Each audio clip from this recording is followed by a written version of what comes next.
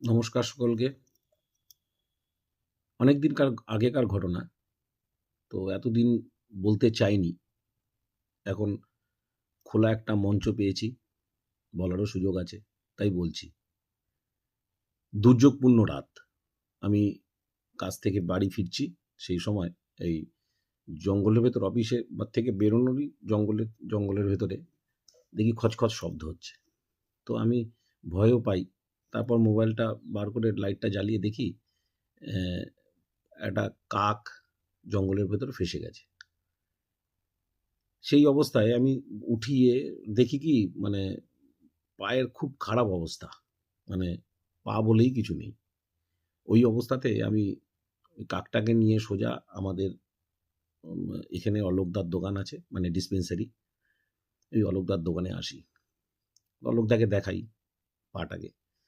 অলোকদা দেখে বলল, পায়ের কিচ্ছু নেই, তো এ কিছু করা যাবে না, তুমি বরং কিছু ওষুধ দাও আপাতত।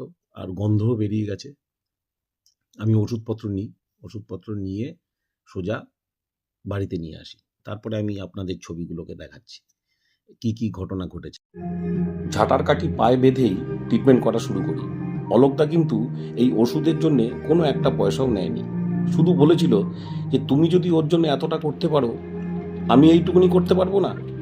মনে খুব জোর পেলাম।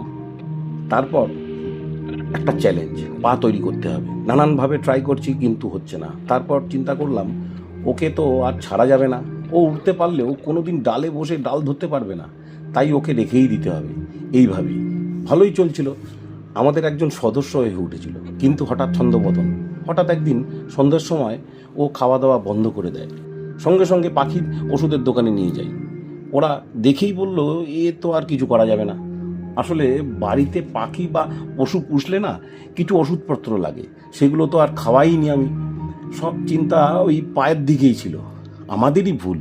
তারপর ওষুধ নিয়ে আসি, জোর করে ওষুধও খাওয়াই, কিন্তু খেতে আর পারে না। অনেক রাত অবধি ওকে নিয়ে বসে থাকি আমরা সবাই। এই থাকতে থাকতে উন্নতি হয় না। তারপরে দিন সকালবেলা ও মারা যায়। খুব খারাপ লাগে, সবার খুব মন খারাপ হয়ে যায়। আজকের মতন এখানেই শেষ করছি। আবার পরের আরেকটা ভিডিও নিয়ে আরেকটা গল্প নিয়ে আসবো আপনাদের কাছে। অশেষ ধন্যবাদ। ভালো থাকবেন, সুস্থ থাকবেন।